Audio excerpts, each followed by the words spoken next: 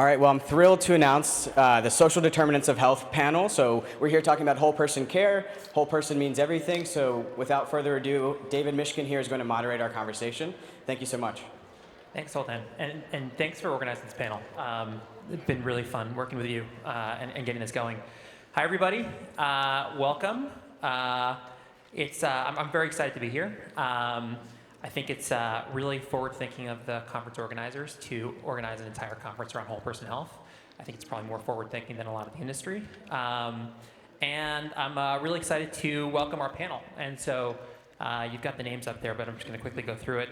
Tiffany Bray, the VP of Government Relations at DaVita, Dr. Erica Pabo, Chief Health Officer at Humana Edge, and Kyle Armbruster, CEO of Signify Health. Rather than do introductions, I was thinking we could just dive in because there's a lot to talk about in a short amount of time. So with whole person healthcare, we are talking about extending the reach of the healthcare industry beyond the clinical and address what many in healthcare are calling the social determinants of health. So first question, and I'll start with you, Erica or Dr. Pabo? Erica. How do you define social determinants? What does that mean to you? I was going to say, only my patients call me Dr. Pabo. Everyone else calls me Erica.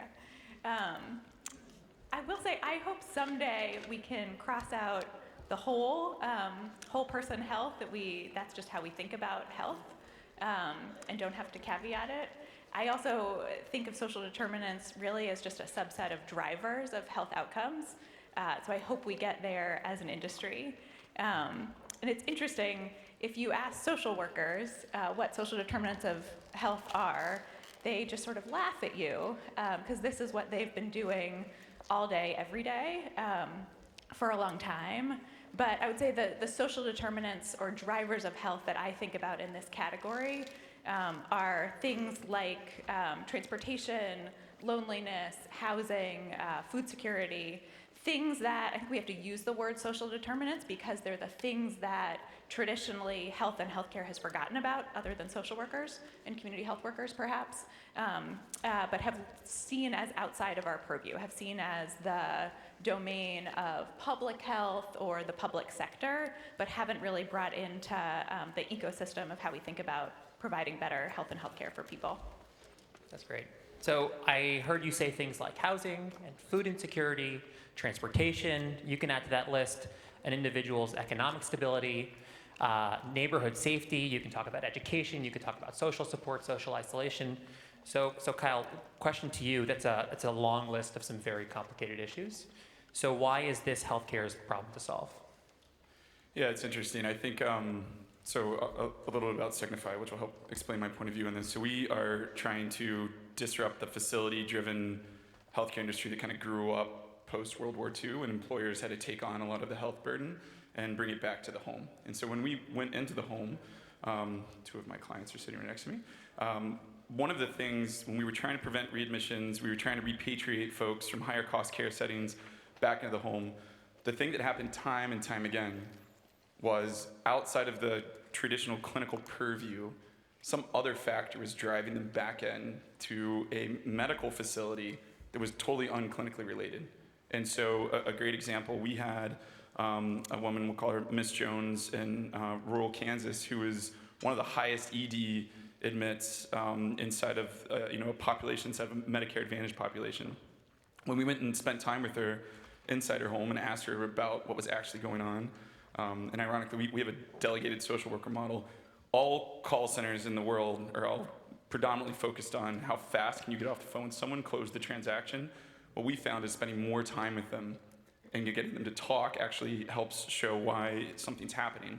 In her case, she had a transportation issue, and so they tried to send Ubers and Lyfts and all kinds of creative things to the house. She was also had a food shortage issue. And so they tried to do Meals on Wheels and other things, and she wasn't always there and couldn't always receive the food. What actually was the problem, she had a granddaughter with autism. And she wasn't comfortable leaving the house or letting other people in because it was something that she felt was her safe zone, that she was the responsible caregiver. And it wasn't until we earned her trust to learn about that and got her appropriate assistance to help with the granddaughter that the readmissions and everything else stopped happening. And so I think myopically focusing just on health conditions really is short-sighted, and from my perspective, I agree completely. We need to break, social determinants of health is a horrible term, I think, because we should just be thinking of it as a part of a a true spectrum of clinical, behavioral, and social well-being to lift up quality of life of individuals. Is that not healthcare in a nutshell, though? Yeah. Assign a 3-letter acronym, 4-letter acronym That's to right. a really complex problem and, put a little marketing behind it and say you've solved it.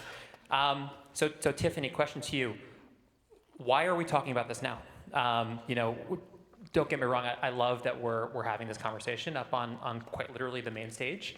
But 3 years ago, this conversation was not happening. And it's not like we're just discovering the impact of these factors on health. So what is it about sort of today's environment that is making this conversation happen across the country in more institutions?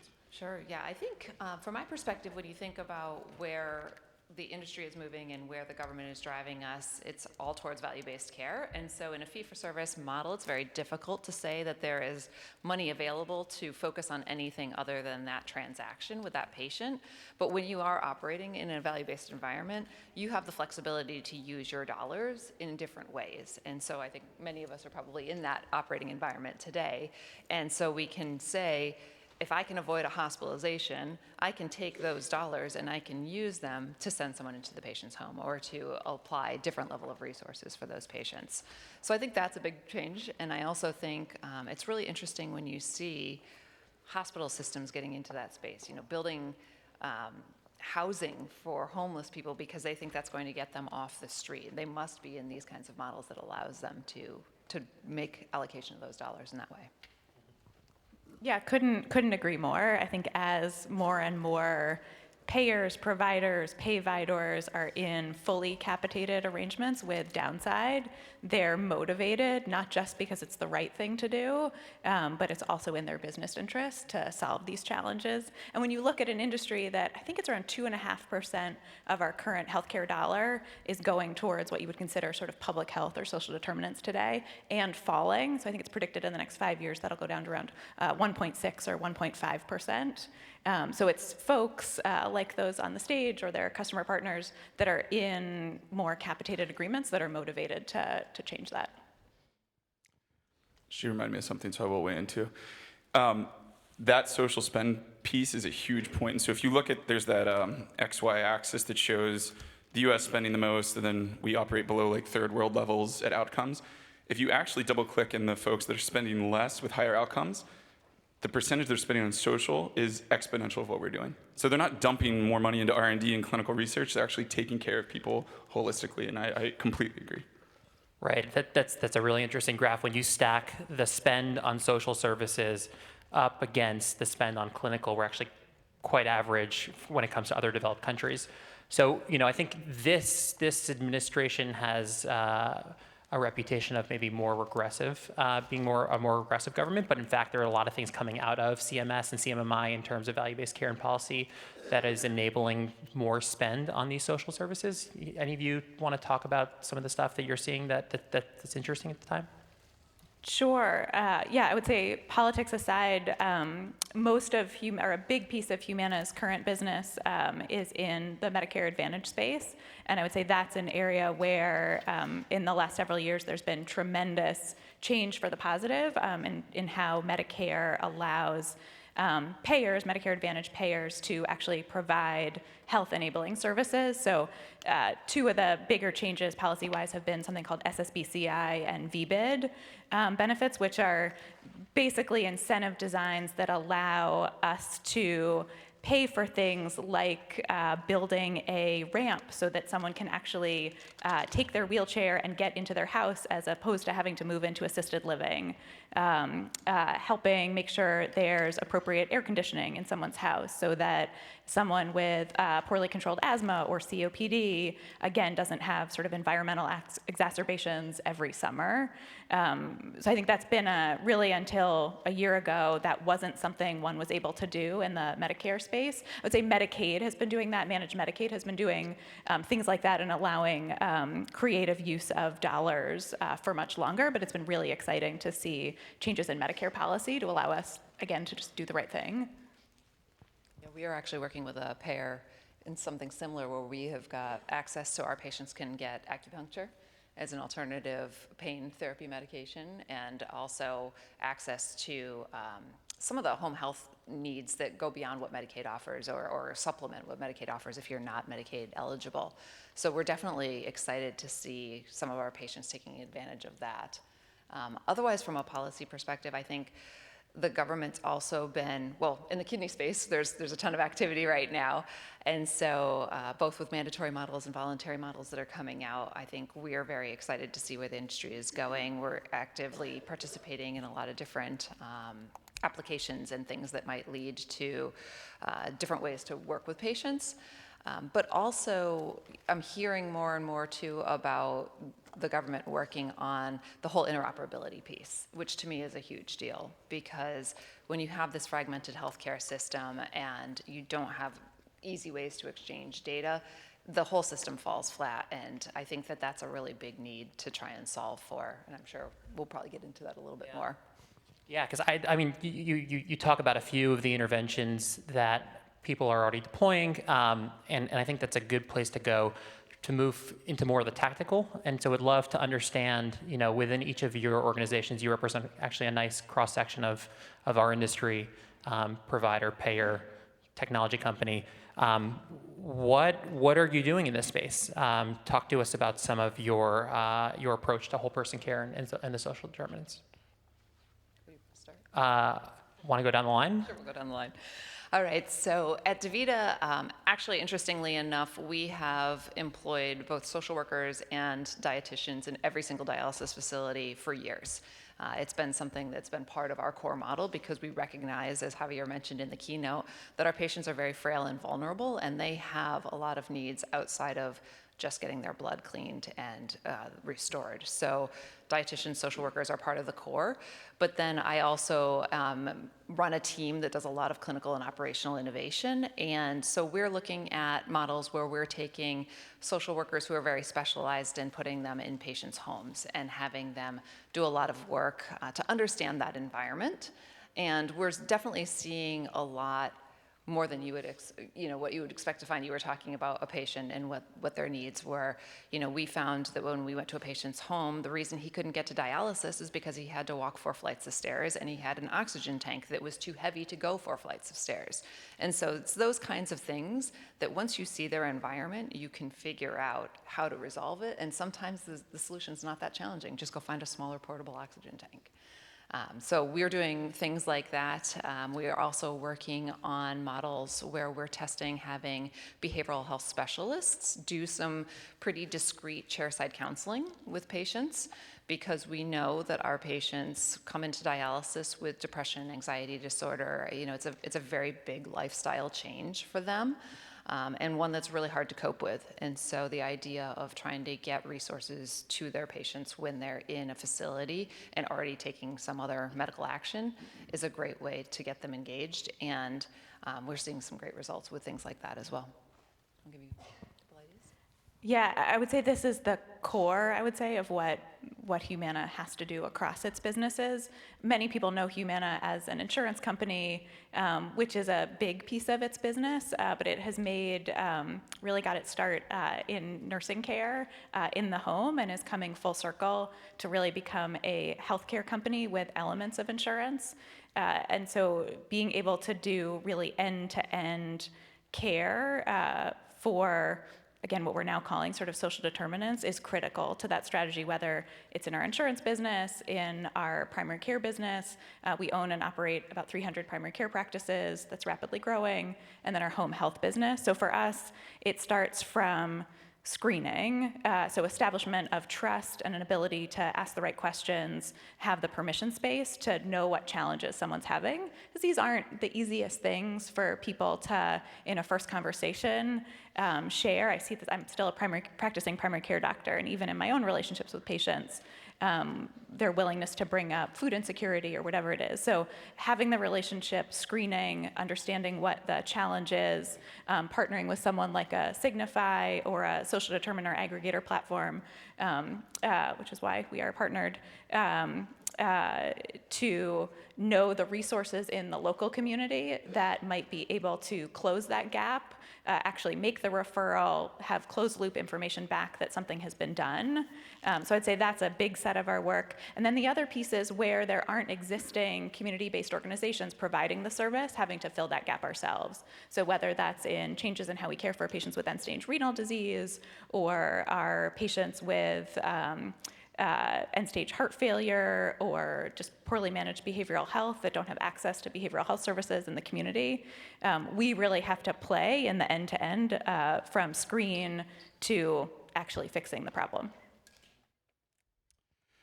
It's a little bit about us. We started aggregating networks of individuals to go into the home about 2 years ago. So our first network is we have 9,000 doctors and nurses that we employ, that we send into about 1.5 million unique homes a year in every county in the United States. And we go in and do a comprehensive screening. So instead of a typical PCP visit, it's about 12 minutes. If you're lucky, we're getting to spend an hour to an hour and a half with these individuals, doing a whole bunch of STARS, HEDIS, and risk adjustment work with them. From there, the second network we layered on was a community-based organization-focused SDOH platform that is the system of record for those community organizations.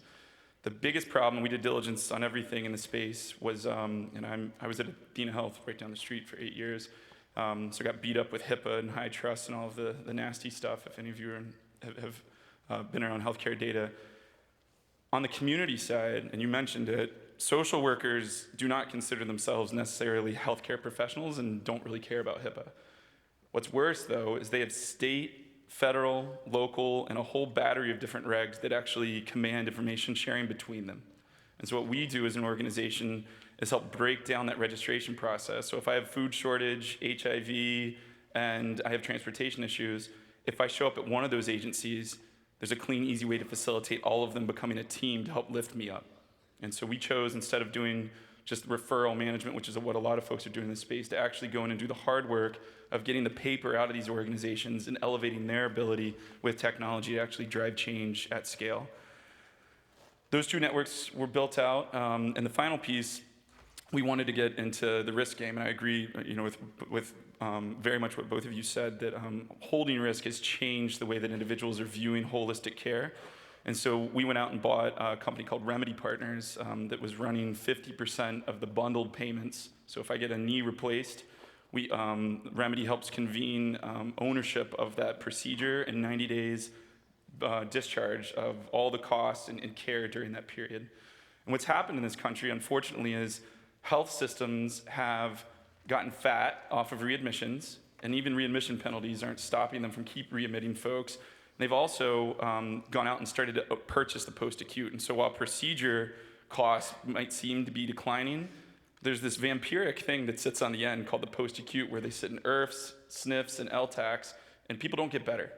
And I believe that people get better in the home. The biome responds better there. And so what we're trying to do with all those networks is to create this environment where the home is a happy, healthy place to recover, to spend time with your loved ones, your cat, your dog, to have their food that you like, and to get people back on their feet. And so we're going to continue to invest. We're looking at ways to bring pharmacy into the home. We're looking at ways to bring end-of-life decisions into the home, which are a super important thing. Too many people go and pass away in the emergency room, get an infection, and things accelerate, and it's totally unnecessary. If you ask any attending, they can tell you what an individual's expiration timeline might be, and we send them into a high-cost facility, drive up poor care for them, and it's a disaster for their family at the end of the life. So what we're doing is trying to build networks, and I deeply believe that social isolation and dementia are a huge problem inside homes, and if we don't go in with a more holistic view and try to lift folks up and drive their quality of life up, not just their health, we're going to keep this bloated facility-centric model that we've had for way too long. So all three of your organizations are looking to go into these risk-based arrangements. Humana as a payer is already in it. Talk to us about what sort of capabilities are core to managing effectively populations that have social needs. What do you need to do in-house? What are you looking to buy in the market, and where do you see white space? So if you think about the entrepreneurs in the audience today, like what kinds of problems should they be thinking about solving? Yeah, so, yeah, yeah. Kyle, do you want to kick us off? Why not? To me, so I mentioned the registration kind of tax and getting in. Another thing that we're trying to solve, but not fully solving, so if there's an entrepreneur who wants to do this, these community-based organizations are state or federally funded, or they have a foundation. And their ability to grow is contingent upon their ability to demonstrate outcomes. And so helping them to do that and providing services that enable their own growth in a non-medically centric way, but tying it back to medical loss ratio reduction, readmission prevention, whatever it might be, is a huge gap we're trying to solve, but would love, would love help, number one. I think the second thing that's really important for folks to understand, and what we've started to call it, they're actual social comorbidities. And if you treat transportation as a spot solution, you're going to fail. And if you think that you're going to go in with some magic wand and solve Mrs. Jones' issues with one visit, you're smoking something. You need to go into the home constantly. You need to build a relationship with them. It needs to be multifaceted with respect to the engagement. So both SMS, apps, phone calls, in-person visits. These folks have a lot on their plate, and they're dealing with behavioral issues. They're dealing with a spouse that might have more conditions that they have that they're trying to be the primary caregiver for. So spending time, and as much time possible in a scalable way using technology, I think is where there's real differentiation, and that's a wide open space right now. I think that's a really interesting point around not being able to treat sort of transportation, as an example, in isolation. It's totally true. And what I don't want to see is social determinant space make the same mistakes that the disease management space and sort of telephonic nursing programs have made over the last 10, 20 years, which is to not recognize that people are people and are multifaceted and complicated and have a lot sort of going on. So if you, and when I say sort of failures of disease management for those who haven't been in the space, really all the programs have been sort of disease focused and not person focused. But if I am a complex patient with both heart failure and diabetes and depression and a sort of unstable housing situation and difficulty with transportation, it's actually a patient of mine that I saw on Thursday, providing me with 7 different people and 7 different point solutions is not particularly effective or helpful to that individual. And I think disease management has gone in the space of we're going to make the best thing for diabetes and the best thing for heart failure and the best thing for depression. And it's not that those aren't fabulous things, and it's not that they don't play a role, but they lose track of the person in the center of that. And I think that's going to be a challenge as we try and solve for all of the complicated, sort of multifaceted pieces. I will say that to your last question on sort of what should entrepreneurs focus on in the space, I think the nice thing is the world is sort of your oyster, for better and worse. I think there's a lot of really interesting problems to solve. I think the challenging thing will be solving them at scale or solving them locally in a way that scales. I think transportation has probably come the furthest in my mind in the last couple of years. Lyft actually does 30% of our rides for members for our Medicare and Medicaid population now, and is starting to do really interesting stuff with door-through-door and different kinds of transportation. But I would say basically every other space that's been mentioned, there's a ton of opportunity. So, loneliness, food, substance use disorders, behavioral health, really you name it, and there's really interesting pilots. But if you have ideas that you can pilot and then scale, you should come pitch David. But I think there's really going to be tremendous opportunity and a lot of partners, customer partners who will be interested in working with you. Yeah, it's interesting you talk about transportation, and from our patient population, we hear that all the time as being a barrier, but when you peel the onion back, that's an excuse a lot of times for something else that's going on. And you mentioned one example of that, but we see it all the time. And so this idea of this conference and just the way that we're moving in general is that whole person, that individual. Every single person has something different going on. And so the challenge is, how do you figure out what that thing is for that individual? And how do you create a customized solution, wraparound set of services that's going to help that individual at that point in time? And I think that's the challenge of scale, because you can't just put an app out there and hope that it's going to hit 50,000 people. You have to figure out, it's a very personal and human sort of solution that we have to come up with. And so I'm very interested to see what the smart people in this room do. As it relates to other ways that you can engage, I'll take a different approach and say, on the community front, there are a lot of different resources available in everyone's individual community, food banks and homeless shelters and things like that. And so how can you think about rallying in your community to make sure that those resources are available for everyone who needs them?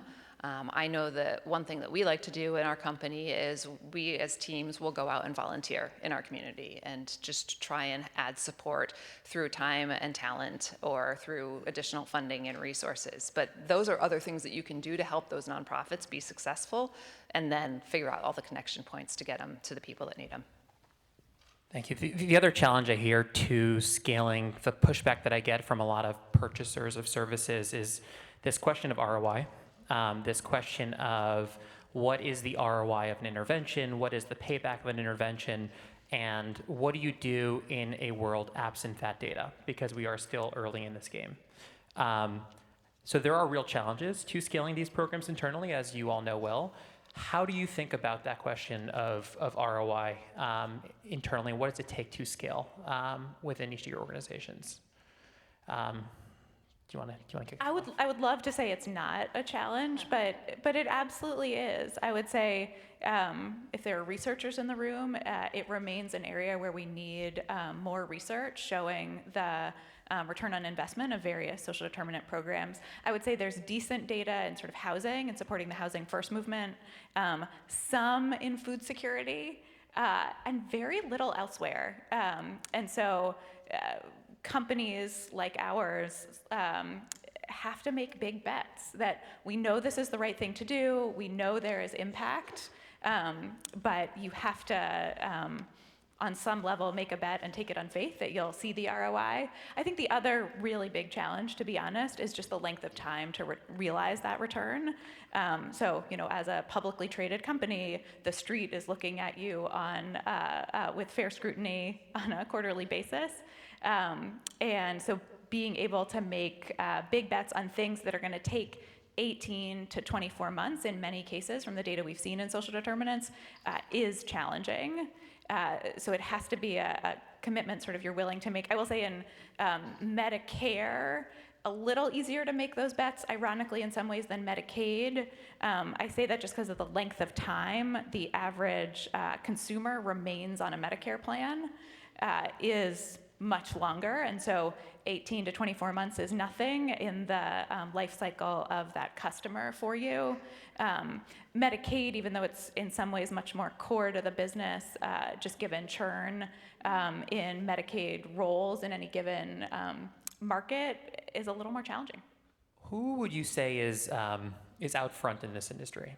I mean, I think a personal hero of mine is Dr. Mandy Cohen down in North Carolina. She's the Secretary of Health there, and in a few short years, she's reframed the question as the head of Medicaid, as the head of social services, of SNAP and WIC, of how do we move from being a purchaser of healthcare to a purchaser of health? So very clear distinction. How do we move from purchasing services to purchasing outcomes?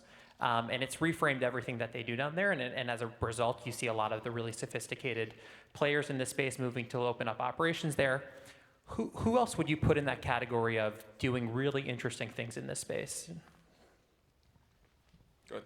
I was going to say, I think of the Camden Coalition, and they've been at it for, call it 15 or 20 years, and have been very invested in thinking about how to bring social care to patients in various different settings, and uniquely focused on very, very complexly ill, costly patients, to the point that they even said, researchers come study us. Now the study came out as not a successful outcome, but I think that there's still plenty of evidence that shows, or belief that shows that that is the right model, and whether or not that specific point in time or point that was being evaluated was successful or not, I think there's enough interest to keep the model moving forward.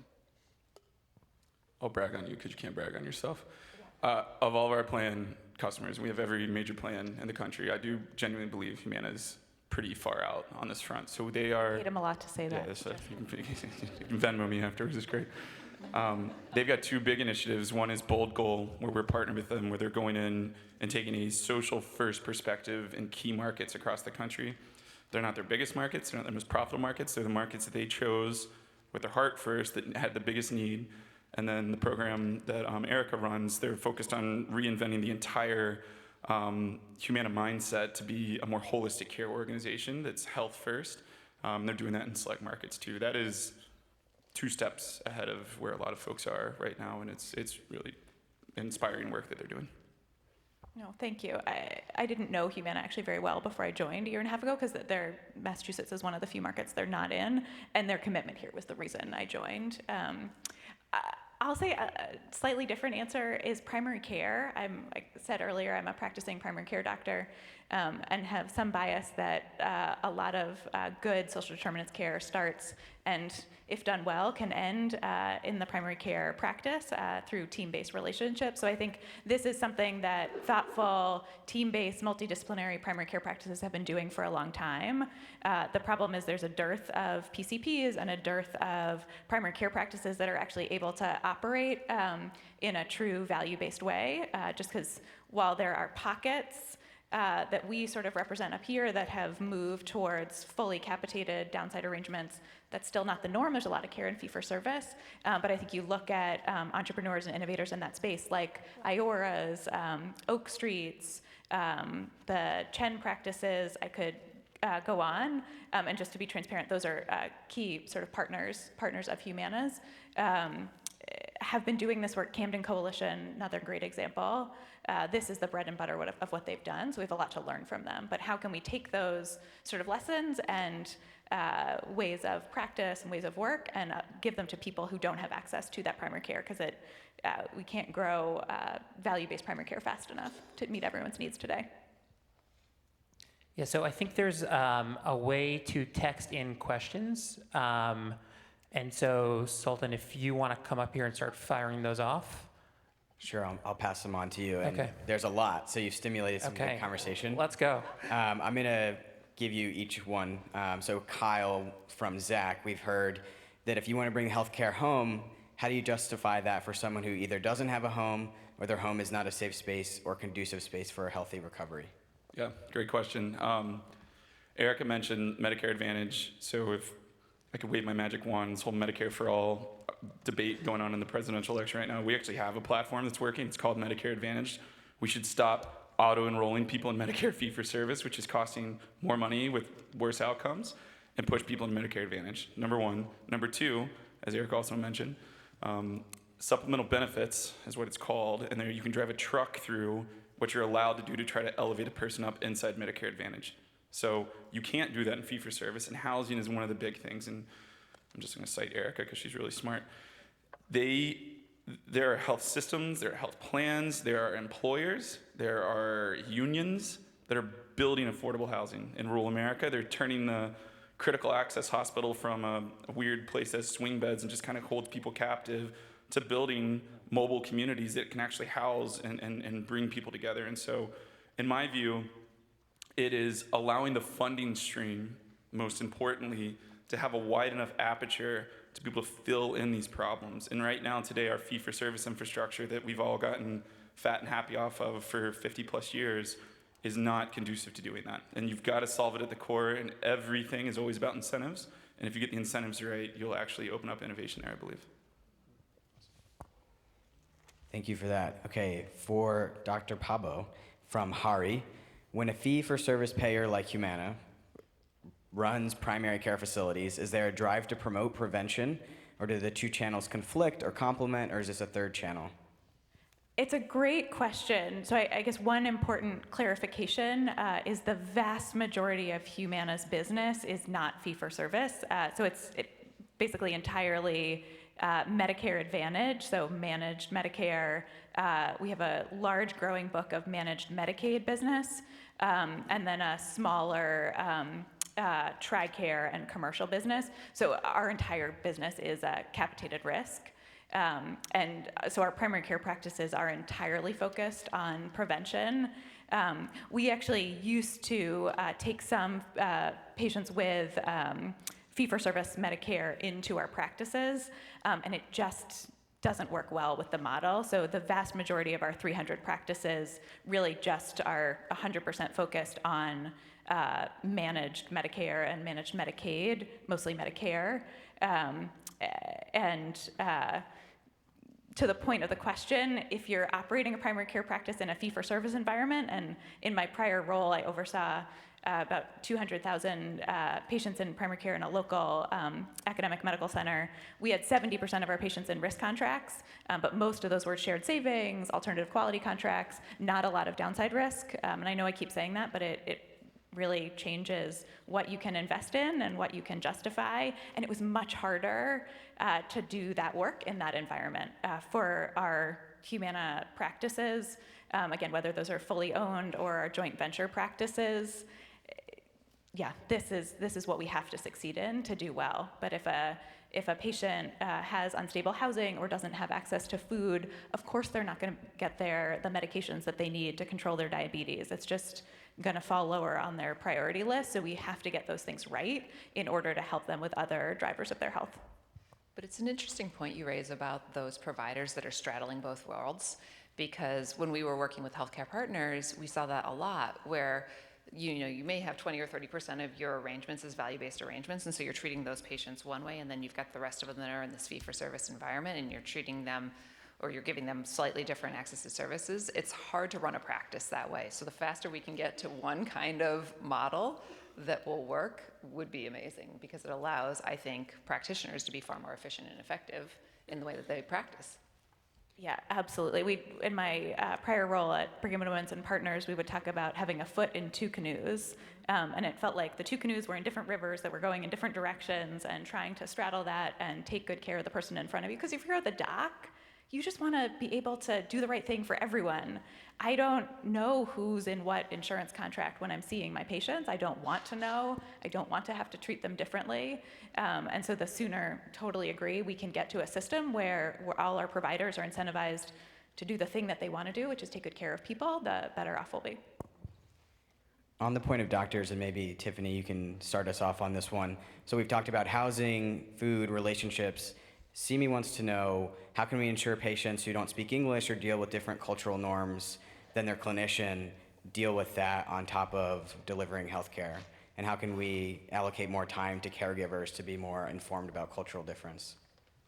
It's a good question. I know in several of the markets that we work, we have got, LA isn't a good example, you've got 10 or 12 different subpopulations and sub-communities to work with.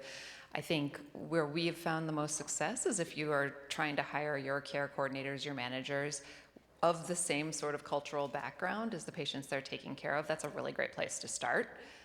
If you can't gain the trust because you don't speak the language, because you don't understand the culture, that's going to be an immediate barrier that's not going to get you very far on helping them solve their problems. There's a lot of other resources available with translation lines and things like that, but I really do think if you're going to take that whole person approach, you should start by giving them access to resources that they can relate to. Yeah, can I add just one point out of that? Because I think culture is so critical in this. I mean, we're starting to see the emergence of these ethnocentric care models designed around the cultural needs of a specific community. So you talk about like a health sun in the Miami region for the Cuban population, or an Equality Health, which is built for Mexican Americans in the Arizona market.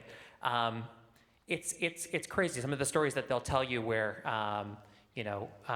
replacing the Cuban coffee in the waiting room actually led to a 30% drop of patients, where patients just pulled out of the plan, because that was why they came to that clinic, was to get their coffee. And to being able to recruit from those communities to build real relationships with that population makes a lot of sense, and we're starting to see a lot more of that for different communities across the country. And I imagine getting the right coffee doesn't cost a lot of money either. No. Anyone can take this one, and it's kind of an interesting through line of all your businesses. So Alina wants to know, given the shortage in key clinical and non-clinical roles, thinking nursing, social workers, that support your business models, how do you address this? And are you going to address this to support your future growth? We have to. I'll take, I think, two ways we think about that. So one is around really rigorous task shifting of work to the right person. So a lot of work that you might see a nurse or even a social worker doing in a traditional healthcare model, a lot of that work actually isn't clinical work, doesn't require sort of assessment and intervention in any traditional way that requires a license. And so how can we train up particularly folks of and within the communities we're serving who might not have a clinical background to take a lot of that non-clinical work off our clinicians so that we can make better use of those really valuable resources. I will say the other piece of this, and this is particularly true probably in primary care, so yes, there's a shortage overall of say, primary care doctors or nurses in some given area, but if you can create an ecosystem in which they can do the work they want to do, that is great hiring practice. So in primary care, people talk a lot about burnout of primary care doctors, and people talk about the idea of moral injury from not being able to do the thing that you went into your profession to do, which is actually take care of someone. And so when we can remove sort of those barriers and remove kind of that kind of moral injury to all our clinicians, there's a wealth of folks who want to come and practice in those environments. So we found both strategies really important. Yeah, to the point of the first one, a lot of the support that these patients need when we're talking social determinants is the relationship, the empathy, the coordination of resources. Those are not necessarily clinical things. And so being able to train up a workforce that can handle that and then can identify things that need to be escalated to their clinical counterparts, I think is the right path. It's definitely one that we're going down. There's a lot of questions from several audience members about the fragmented market. So we have disease models versus whole person care. We have payer, provider. We've got a lot of relationships and a lot of questions about the government and how do we keep capitated payments growing. So maybe closing thoughts on what do we need in the future landscape, either from a regulatory perspective or a partnership perspective in the industry to make this the norm and not the exception. Yeah, Tiffany mentioned this, but I think I was shocked and appalled, and I'll get political for a second, to see Judy Faulkner and Epic come out with this big letter smashing patient data rights. Like, after all of this and how far we've come, to me, that is table stakes. And the thing we got wrong, and we put $50 billion into getting medical records everywhere, we did not provide a framework for them to connect. And if we can figure it out with the ATM system in this country, we should be able to figure it out, with medical records that have large, complex organizations running them. Truth be told, it's all about incentives again. And a lot of these big health systems want to keep this information proprietary so they can keep referral volume inside and keep things, tight where the economics are staying inside their environment. It is table stakes and mission critical for us to advance as a country to have information flowing seamlessly, holistically about individuals. And I am inspired and super supportive of what Seema and Don Rucker and others in DC are doing right now to push this agenda forward. And folks like Anish Chopra are still, you've committed their lives. And I feel like we're at a turning point now and we can't blink because this is an opportunity to really make an impact and a difference. Yeah, could not agree more on both sides, that the faster we can move more people, consumers, patients, however you talk about them in your line of business, but people into aligned incentives, capitated programs, the better. I think this is, politics aside, one thing that a lot of Commonwealth countries have ahead of us is their systems were aligned sort of from the beginning, and the faster we can get, however we get there to that, the better off we'll be. And then I think, totally agree, interoperability, and it's patients' data, it's the individual's data, and we sort of seem to forget that sometimes in how we structure systems, that no one owns their data but themselves. The faster we can share that information, the better off we'll be. I will say within the capitated arrangements that we do have, whether that's self-insured commercial, in the VA or Medicare and Medicaid that we've talked about, you do see decreases in fragmentation. You see payers and providers coming together. In Humana's case, a payer really becoming a provider. You see traditional providers back integrating into being payers. You see large self-insured employers back integrating into providing care. So with the right incentives, it happens. The fragmentation starts to fall away.